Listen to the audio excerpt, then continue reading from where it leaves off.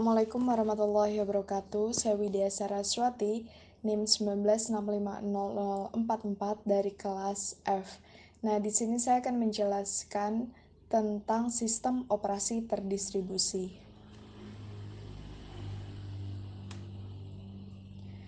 Nah, pokok-pokok yang saya akan jelaskan dalam sistem operasi terdistribusi itu ada definisi, kemudian karakteristik, ada manfaat, dan juga contoh. Yang pertama itu ada definisi.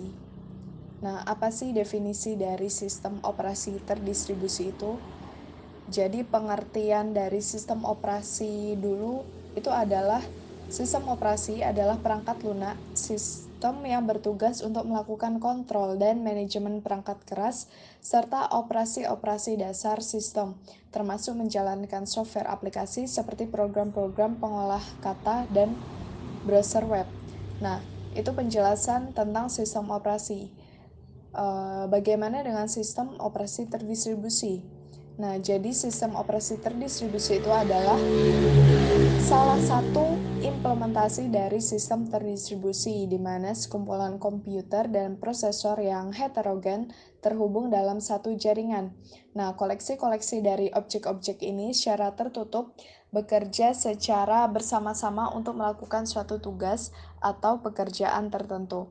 Nah, tujuan utamanya adalah untuk memberikan hasil secara lebih, terutama dalam file system, namespace, waktu pengolahan, keamanan, dan akses ke seluruh resource seperti prosesor, memori, penyimpanan sekunder, dan perangkat keras.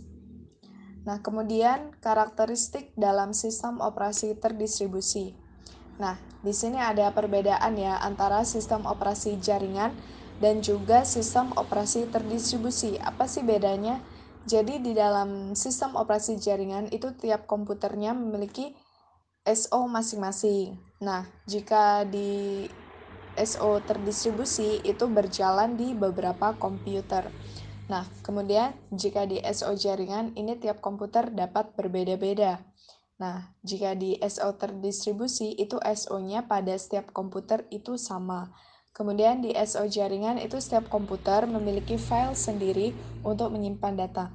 Nah, bedanya di sistem terdistribusi ini setiap komputer itu dapat saling membagi atau sharing data. Nah, kemudian manfaat. Apa sih manfaat dari sistem operasi terdistribusi ini? Nah, manfaat yang pertama ini ada share research.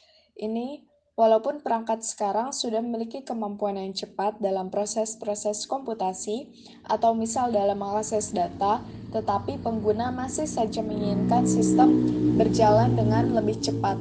Nah, apabila hardware terbatas, kecepatan yang diinginkan user itu dapat diatasi dengan menggabung perangkat yang ada dengan sistem DOS. Nah, manfaat yang kedua ini ada manfaat komputasi. Nah, proses komputasi ini dipecah dalam banyak titik yang mungkin berupa komputer pribadi, prosesor tersendiri, dan kemungkinan perangkat prosesor yang lain. Nah, sistem operasi terdistribusi ini itu bekerja dalam memecah komputasi ini dan baik pula dalam mengambil kembali hasil komputasi dari titik klaster untuk ditampilkan hasilnya. Kemudian manfaat yang ketiga ini ada reliabilitas. Ini berdasarkan desain dan implementasi dari sistem, maka hilangnya satu node tidak akan berdampak terhadap integritas sistem. Nah, hal ini berbeda dengan PC. Apabila ada salah satu hardware yang mengalami kerusakan, maka sistem akan berjalan tidak seimbang atau bahkan bisa tidak berjalan atau mati. Kemudian dalam komunikasi. Nah, sistem operasi terdistribusi itu biasanya berjalan dalam jaringan dan biasanya melayani koneksi jaringan. Sistem ini biasanya digunakan user untuk proses networking. User dapat saling bertukar data atau saling berkomunikasi antara titik baik secara LAN maupun WAN. Nah, kemudian ini ada contoh. Apa saja sih contoh-contoh dari sistem operasi terdistribusi? Nah, ini ada beberapa contoh populer dari sistem operasi terdistribusi. Itu yang pertama ada Amuba. Amuba ini adalah suatu sistem berbasis mikrokernel yang tanggung yang menjadikan banyak workstation personal menjadi satu sistem terdistribusi secara transparan. Kemudian ada Angel, ini didesain sebagai sistem terdistribusi yang paralel. Walaupun sekarang ditargetkan untuk PC dengan jaringan berkecepatan tinggi. Nah, kemudian ini ada Chorus. Chorus ini merupakan bagian dari keluarga sistem operasi berbasis mikrokernel untuk mengatasi kebutuhan komputasi tingkat tinggi di dalam bidang telekomunikasi, internet working, sistem tambahan, real-time sistem Unix, supercomputing, dan kegunaan yang tinggi. Nah, kemudian ini ada Glunix. Nah, sampai saat ini workstation dengan modem tidak memberikan hasil yang baik untuk membuat eksekusi suatu sistem operasi terdistribusi dalam lingkungan yang share dengan aplikasi yang berurutan. Nah, hasil dari penelitian ini adalah untuk menempatkan research untuk performa yang lebih baik, baik untuk aplikasi paralel ataupun seri berurutan.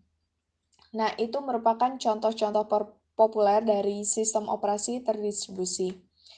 Nah, eh, sekian penjelasan singkat dari saya, kurang lebihnya mohon maaf. Wassalamualaikum warahmatullahi wabarakatuh.